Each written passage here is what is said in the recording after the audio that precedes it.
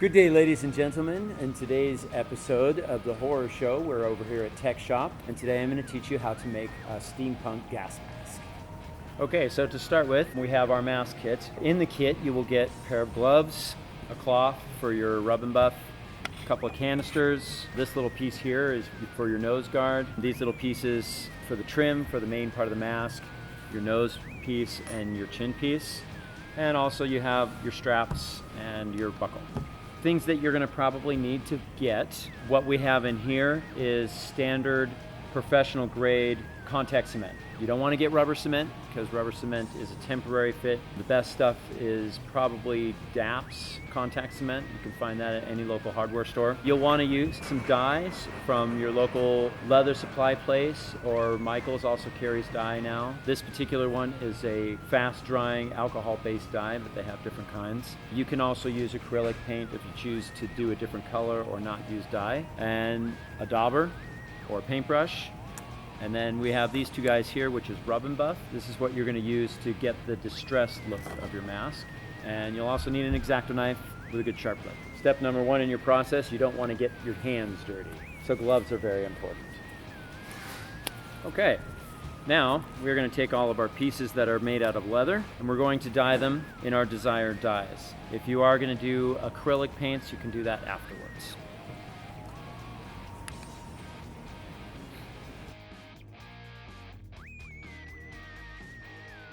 Okay, so step number two, each one of these pieces that are going to be glued together have a burnt edge on them from the laser, and that needs to be scraped off. Try not to hurt yourself with the blade. So you want to scrape all that off so that it looks kind of like a light brown color here. This piece, and that's pretty much all we'll need. The rest of them will be okay. What that's going to do is allow the glue to adhere to these edges of what you're doing. So this is the material that we're using. I get this from Tandy Leather. If you don't have a Tandy Leather, Home Depot will sell a contact cement that's very similar to this. I just put a very little bit on there, make sure I dab most of it off, and then you're going to start at one end. You're going to just lightly coat this outer end. The thicker you go, the longer it's going to take for the glue to dry, but you want to get a good amount of it on there, but evenly spaced. So as you can see, I'm just brushing it on enough to kind of change the color of the leather. This stuff usually dries in about 2 minutes, depending on how thick you make the coat. All right, with this piece here, you're actually going to put a very thin coat on just the front edge of this. Again, just enough to basically kind of change the color, and looks like it's been coated.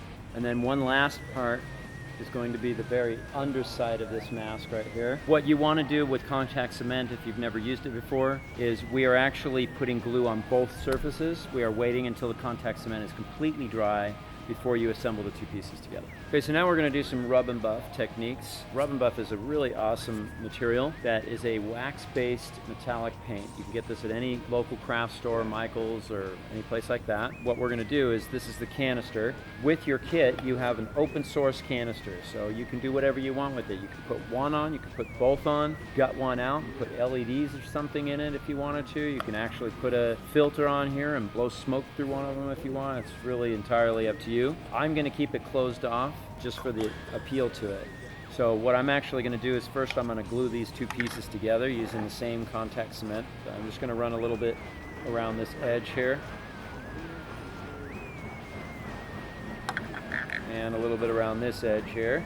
You can also use super glue, that works really well for this. While that's drying, I'll show you the process of the rub and buff on this guy. I think I've decided that I'm going to do silver on this because it might pop a little bit better. So this is where your blue paper towel will come in handy. If you have your gloves and you just want to do it on your gloves, that's fine too. You would just take a little bit, put it on your gloves, kind of smear it around, and then you just want to lightly start coating your part. The heavier that you put the metallic color onto it, the more metallic or silverish that you'll end up getting out of it. So if you want a very distressed black metal look, just barely putting that on will do the trick for that. Once you've actually got it on, if you go through and rub it like this, it will actually penetrate this material and shine it up a little bit and give you that look that you're going for. Yeah, this is dry enough, so we'll stick these two guys together. So when you want to do it on a cloth, you take your material and you kind of rub it into the cloth so that it's nearly non-existent. And then you're going to take this material here and just gently rub over the part. And you can add more later if you decide that, you know, your distressed look is not giving you the option that you want. Just add a little bit more. But always start out light is the best rule of thumb for this material. And as you can see, it's coming out pretty good. Getting a good brass look to it, you know, aged brass. All right, at this point, you probably remove your gloves. You don't really need them anymore. Phase number 2, I have noticed that it works a little bit better to put these pieces on first hand before you start putting on the rest. So you want to kind of line it up. Now be careful when you put this together, because once it sticks, it's stuck.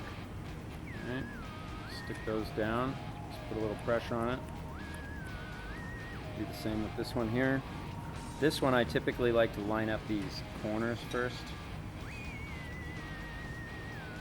So these are just trim pieces. It just adds a little bit of extra flair to your mask. You don't actually have to put it on. It's entirely up to you. You can paint them different colors. I had one guy come in and paint them black. So now you've got glue on the back of this and glue on this piece. So this is going to be the next piece that you're going to put together. Typically what I like to do is line this up and fold it in half, but don't touch those pieces together because otherwise you're stuck. You just kind of do that so you can get yourself a focal point to start with, and then you're going to put this in the middle, line that up to the middle, and then you're going to just follow this around. And then one last thing that you'll need to do is you'll need to curl this end in. Follow this around again on this side. So once you've done that, you should have something that looks kind of like that. And then you do want to have a pair of scissors on hand to cut these pieces off here. Now we're going to need to add a little bit of glue here to attach this piece. While you're at it, you're going to add a little bit of glue here, but go ahead and add glue all the way through the inside of this because you're going to need that for your mesh. And while you're at it, go ahead and throw some glue onto the mesh. It's important that when you put the glue on it, you just kind of put it around the outer edge. Otherwise, it'll show up through the holes. So just run the glue around this little area right here. So now we've got our glue on our piece and our glue on here. Just kind of line it up and it should fall right into place. And then we're going to put one more dab of glue just at the bottom here again. All right, and then when that dries, we'll be assembling these pieces together here to make the bottom of your jaw. You want the glue to not be tacky anymore before you put the two pieces together.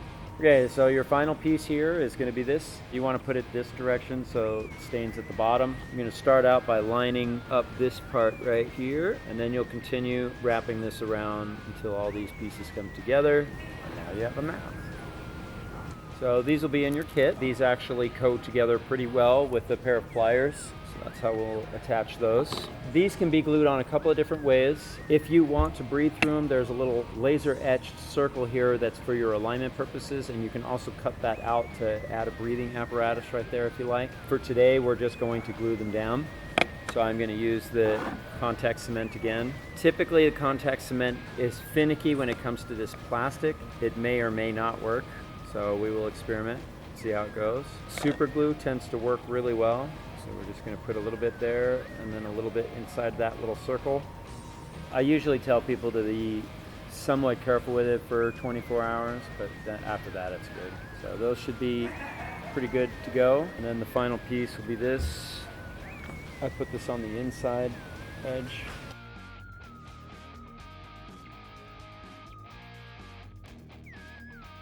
All right, and then the last piece is this piece here. So in the center to the outside. Same with this one, in the center.